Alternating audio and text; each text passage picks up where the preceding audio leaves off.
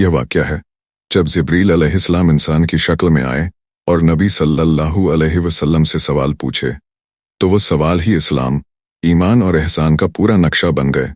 ये है हदीस जिब्रील, एक कहानी जो हर मुसलमान के दिल को झंझोड़ देती है। मदीना की हवा आज भी वैसी ही थी, सादगी भरी, दिल को छूने वाली और रूहानियत से लबरेज। सूरज की किरणें धीरे धीरे मस्जिद नबवी की दीवारों पर पड़ रही थीं और नबी करीम हज़रत मोहम्मद सल्लल्लाहु अलैहि वसल्लम अपने सहाबा के साथ तालीमात का दौर चला रहे थे। सहाबा इज्तिमा में थे, हर आंख रसूल सल्लल्लाहु अलैहि वसल्लम के लबों से निकलने वाले अल्फाज पर टिकी थी। उसी पल कुछ ऐसा हुआ जिसे देखकर हर कोई चौंक गया। मस्जिद का दरवाज़ा खुलता है और एक अजनबी अंदर दाखिल होता है।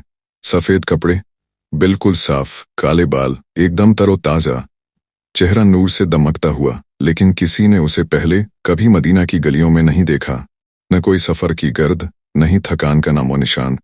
कौन था यह? वो सीधा आकर नबी सल्लल्लाहु अलैहि वसल्लम के सामने बैठ गया। इस अजनबी की बैठने का अंदाज भी जुदा था। दोनों घुटनों को नबी सल्लल्लाहु अलैहि वसल्लम घुटनों से मिला लिया और दोनों हाथ अपनी जांघों पर रख लिए। फिर उसने पूछा, या मोहम्मद, मुझे बताओ, इस्लाम क्या है?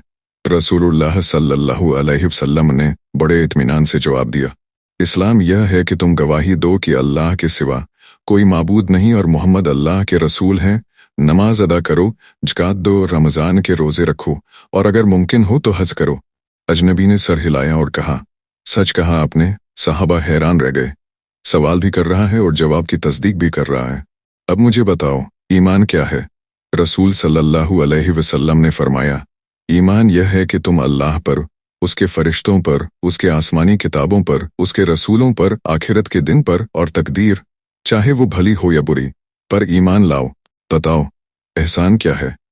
रसूल सल्लल्लाहु अलैहि वसल्लम ने मुस्कुराकर फरमाया, एहसान यह है कि तुम अल्लाह की इबादत ऐसे करो जैसे तुम उसे देख रहे हो, और अगर तुम उसे नहीं देख सकते तो ये यकीन रखो कि वो तुम्हें देख रहा है। फिर अजनबी ने पूछा, क़यामत कब आएगी? रसूल सल्लल्लाहु अलैहि वसल्लम ने फरमाया, जिससे पूछा गया है वो जानने वाले से ज़्यादा नहीं जानता, यानी मैं भी नहीं जानता। अजनबी ने फिर पूछा, तो उसके कुछ निशानात बताओ।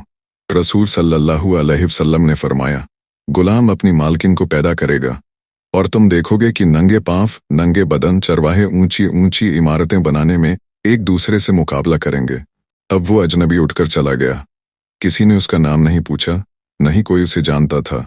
थोड़ी देर बाद रसूल सल्लल्लाहु अलैहि वसल्लम ने पूछा, क्या तुम जानते हो यह कौन था? सहाबा ने कहा, अल्लाह और उसका रसूल बेहतर जानते हैं। रसूल सल्लल्लाहु अलैहि वसल्लम ने फरमाया, यह जिब्रील थे जो तुम्हें तुम्हारे दीन की तालीम देने आए थे। यह वाक़ये से हमें यह सबक मिलता है कि एक इस्लाम की बुनियाद कलमा, नमाज, रोज़ा, ज़कात और हज बुनियादी खंबे हैं। तो ईमान का इम्तिहान, यकीन रखना उन चीज़ों पर जो आँख से नहीं दिखती। 3, एहसान की हकीकत, ऐसा अमल करना जैसे अल्लाह सामने है। 4, क़यामत का इल्म, सिर्फ अल्लाह के पास है, लेकिन उसकी निशानियाँ ज़ाहिर होती हैं।